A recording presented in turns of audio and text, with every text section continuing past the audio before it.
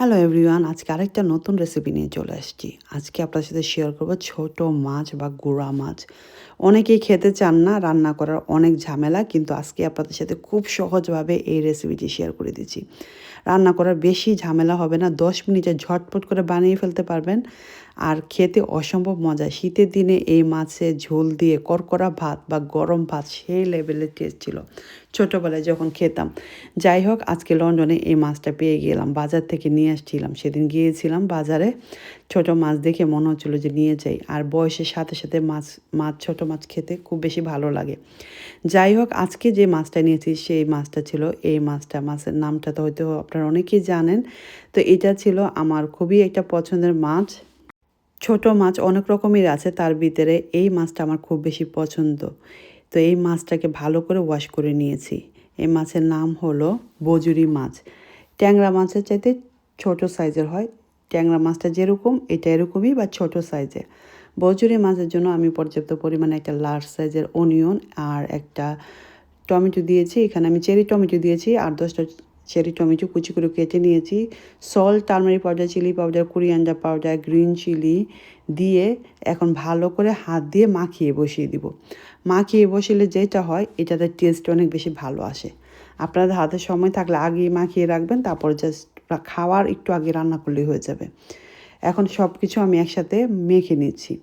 একটু অয়েলও দিয়ে দিলাম। এখানে আমি হোয়াইট অয়েল ইউজ করেছি। 1 থেকে 2 টেবিল চামচের মতো অয়েল দিলে হবে।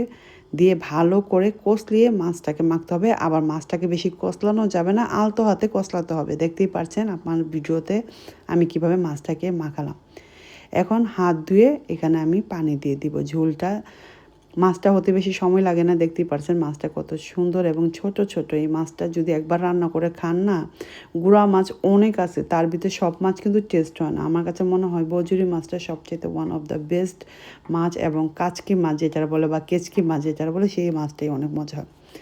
হাত ধুয়ে পানি দিয়ে দিলাম, একদম চড়চড়া করে রান্না করবো, মানে থকথকা, বেশি ঝোলও থাকবে না আবার বেশি পুরো পুরোও থাকবে না, আর মাছটা বেশি হতে সময় লাগে না। লিড দিয়ে হাই ফ্লেমে এটাকে আমি রান্না করে নিব। যখন বলক চলে আসবে তখন একবার এই পাশ ওপাশ করে মিক্স করে নিলেই রেডি হয়ে যাবে আমার এই মাছটা। কালারটা দেখেন সেই রকম এসেছে। আমি যখন ভয়েস ওভার দিচ্ছিলাম মনে হচ্ছিলো আজকে আবারও রান্না করি এবং এই মাছটা খাই, এত মজা হয়েছিল। গুঁড়া মাছ রান্না করতে পারি না যারা আমার প্রতিদিন ব্লগে দেখেন, বাট আমার কাছে এখন এই মাছটা এত মজা লেগেছে যে মনে হচ্ছিলো নেক্সট টাইমে বাজারে গেলে আবারও যেন আমি এই মাছটা নিয়ে আসি। বজুরি মাছ ছোটোবেলা আমার আম্মা এইভাবে রান্না করতো। তারপর আমরা শীতের দিনে উঠানে বসে গরম গরম ভাতের সাথে বা কড়কড়া ভাত থাকতো, সেই ভাতের সাথে সার্ভ করতাম, খুবই মজা লাগতো। এই তো হয়ে গেছে, এখন ধনিয়া পাতা দিয়ে নামিয়ে নিব। ঝোলটা কিন্তু বেশি শুকানো যাবে না, আবার বেশি ঝোল থাকলেও ভালো লাগবে না। চড়চড়া যেরকম থাকে অল্প একটু ঝোল মাখা মাখা থাকলেই ভালো লাগবে। এভাবে করে আপনারা একদিন রান্না করে খেয়ে দেখবেন, যদি আমার রেসিপি ভালো লাগে। যারা নতুন রাঁধুনি আছেন, ভাইয়ারা আছেন, তাদের অবশ্যই ভালো লাগবে। এই তো রেডি হয়ে গেল আমার ছোট মাছের চড়চড়া। খেতে সেই লেভেলের মজা ছিল। আশা করবো আমার রেসিপি আপনাদের ভালো লেগেছে। ভালো লাগলে কি করতে হবে বলেন দেখি? আপু ভাইয়ারা একটু লাইক, শেয়ার, কমেন্ট করতে কিন্তু ভুলবেন না। যে যেখান থেকে দেখছেন সবাইকে অসংখ্য ধন্যবাদ। নতুন নতুন রেসিপি নিয়ে চলে আসবো আবারও আপনাদের সাথে, যেই কোনো সময় যেই কোনো মুহূর্তে। গরম ভাতের সাথে সার্ভ করেছিলাম, সেই লেভেলে ছিল। তো আজকে রান্না শেষ করতে করতে বিদায় নিচ্ছি। সবাই ভালো থাকুন, সুস্থ থাকুন, আমার জন্য দোয়া করুন। আবারও আপনাদের সাথে দেখা হবে, কথা হবে অন্য কোনো ভিডিওতে বা ব্লগে। আল্লাহ হাফেজ, বাই বাই।